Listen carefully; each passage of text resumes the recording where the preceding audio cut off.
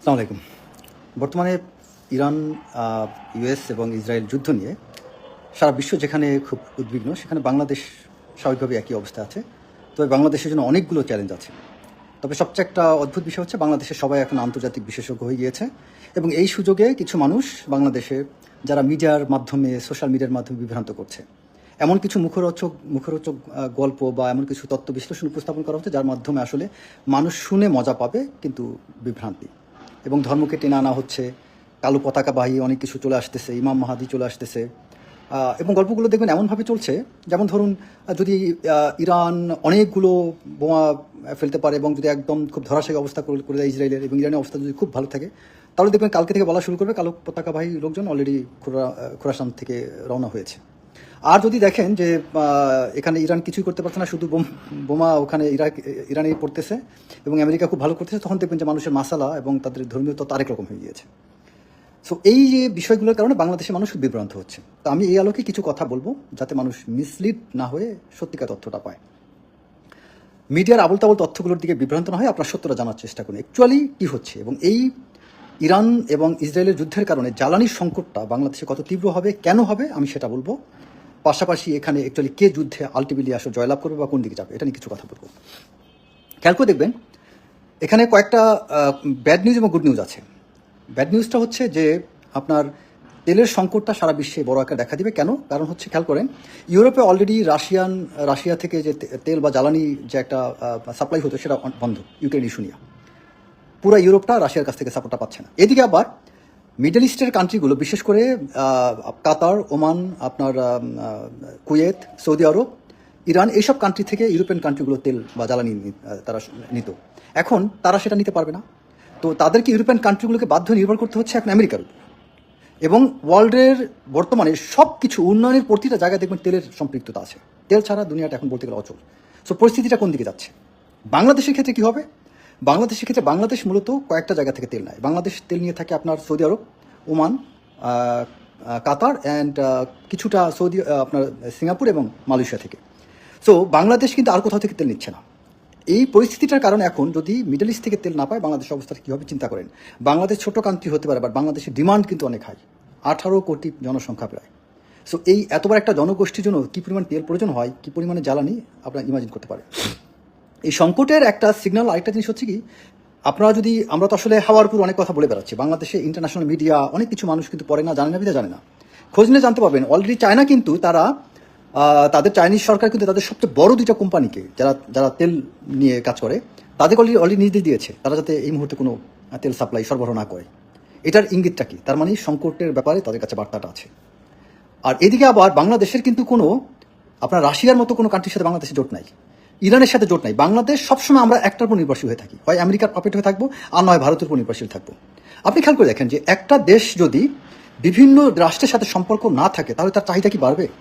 আপনি যদি আপনার প্রতিবেশী কলিমুদ্দিনের উপরই পুরোপুরি নির্ভরশীল হয়ে যান, কলিমুদ্দিনকে আর আপনাকে ইমপ্রেস করতে চাইবে না। বাট কলিমুদ্দিন যখন দেখবে যে আপনি রহিবুদ্দিনের সাথে সুসম্পর্ক, আপনি রফিকের সাথে সুসম্পর্ক, আপনার জব্বারের সাথে সুসম্পর্ক, তখন কলিমুদ্দিন ভাববে যে আমি যদি তাকে একটু বেশি এন্টারটেইন না করি, সে অন্যদিকে চলে যাবে, তার তেলটা বা তার ব্যবসাটা অন্যদিকে সে ধাবিত করতে পারে। সো তখন আপনার চাহিদাটা পারবে, তাই না? সো ডিমান্ডিং পজিশনটা বাংলাদেশ করতে পারছে না, কারণ বাংলাদেশ ওই যে মেয়ে দেখলে যেটা হয় না, যে আপনার ওই বিয়ের প্রস্তাব আসার আগেই বিয়ের জন্য রাজি হয়ে যায়। সো আপনার সেক্ষেত্রে যৌতুক অন্য বিষয়ে কথাবার্তা কী হবে? তো অলরেডি তো বাংলাদেশে অনেক সাবেক মন্ত্রীরা বলছে না, বাংলাদেশ কোন রাষ্ট্রের সাথে স্বামী স্ত্রীর সম্পর্ক। তো ওই রাষ্ট্র বাংলাদেশকে স্ত্রী হিসাবে মানুক না মানুক, বাংলাদেশ তার কাছে বিয়ে বসছে।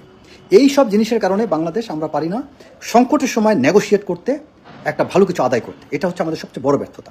তো যে কারণে এখন যদি মিডল ইস্ট থেকে তেল আনা বন্ধ হয়ে যায়, আমাদের রাশিয়ার সাথে যদি ভালো সম্পর্ক থাকতো, বা ব্রাজিল বা অন্যান্য কান্ট্রি যেসব দেশে তেল আছে, আমরা সেখান থেকে তেল আনতে পারতাম। সেটা হবে না। আচ্ছা, এখন আমি আবার আরেকটা সংকটের দিকে যাচ্ছি। আপনারা হয়তো জানেন যে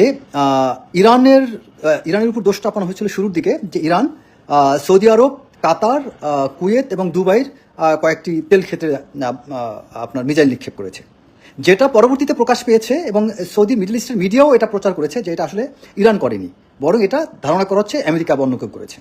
এই ইস্যু নিয়ে অলরেডি সৌদি আরব কিন্তু তার এয়ার স্পেসটা ব্যবহার করতে নিষেধ করে দিয়েছে, যে ইরানের বিরুদ্ধে সৌদি আরব তার এয়ার স্পেস ব্যবহার করতে দেবে। এটা কিন্তু অনেক বড় একটা বিষয়।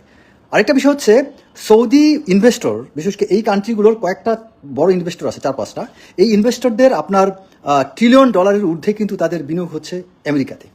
তারা অলরেডি ঘোষণা দিয়েছে ওই কোম্পানিগুলা, তারা ওই জায়গা থেকে তাদের বিনিয়োগ তারা ফেরত নেবে, তারা ওখানে আর বিনিয়োগ করবে না। আপনি ইমাজিন করেন যে এই বিষয়টা কত বড় একটা বিষয়।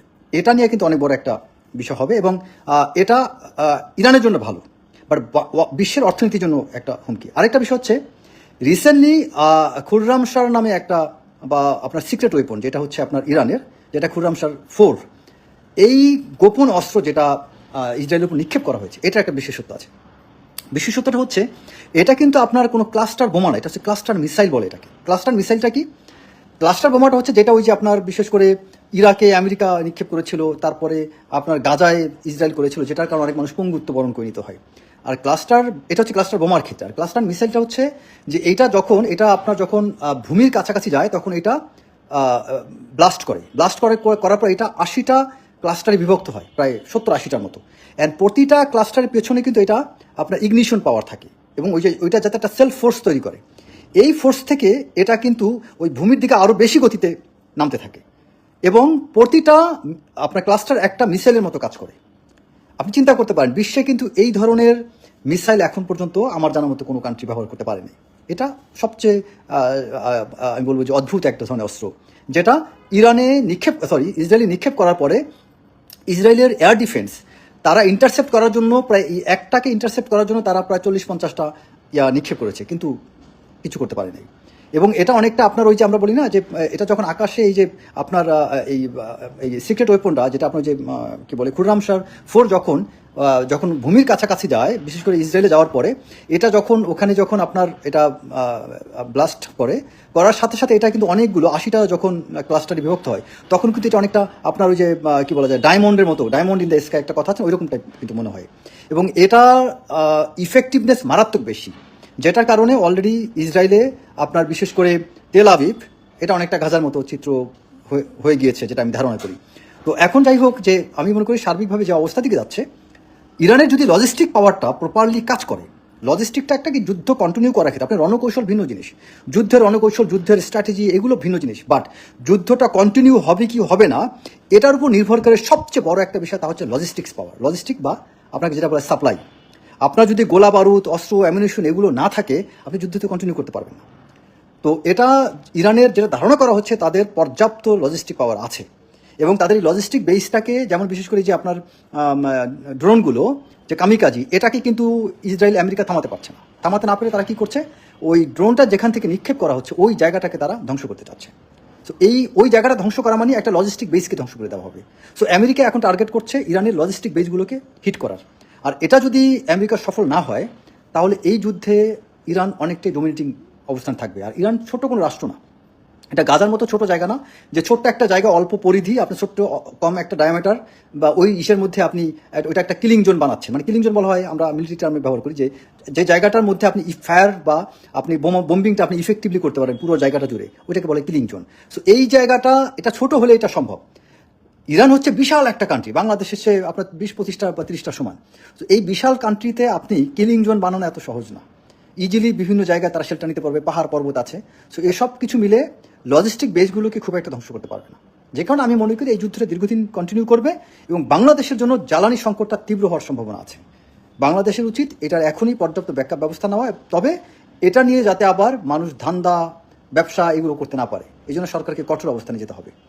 তো আমি যতটুকু জানি এটাই বললাম। সবাই ভালো থাকবেন, আর প্রকৃত সত্যটা জানার চেষ্টা করেন। এই ইন্টারন্যাশনাল রিলেশনস বা এই যুদ্ধ বিগ্রহ এগুলো নিয়ে আজে বাজে মিডিয়ার মুখরোচক কথাগুলো শুনে বিভ্রান্ত হবেন না। অনেক মিডিয়া অনেক কিছু এমন সব কথাবার্তা ধর্মকে টেনে বলবে যাতে মানুষ আকর্ষণ ফিল করে, আবার ইরানকে জোর করে জিতে দিবে, ইরানকে নিয়ে অনেক বড় বড় হাইলাইট করে কথা বলবে, মানুষ এটা শুনতে চায়।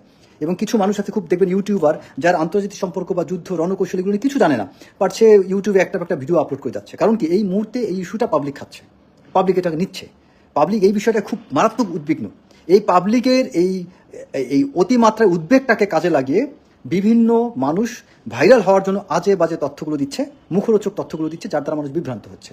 তো আপনারা এগুলো না দেখে তথ্যভিত্তিক যেই মানুষগুলো সত্যিকার অর্থে ফ্যাক্ট বেস, আন্তর্জাতিক বিষয়গুলো ভালো করে বুঝে, যুদ্ধ কৌশল ভালো করে বুঝে, এবং আন্তর্জাতিক সম্পর্ক প্লাস বিশ্বের মানে আপনার লেটেস্ট আপডেটগুলো, সাম্প্রতিক ঘটনাগুলো যারা বিশ্লেষণ করতে পারে, বুঝে, তাদেরকে ফলো করুন। আশেপাশে তথ্য দেখে মানুষকে বিভ্রান্ত করবেন না। সবাই ভালো থাকবেন। আসসালামু আলাইকুম।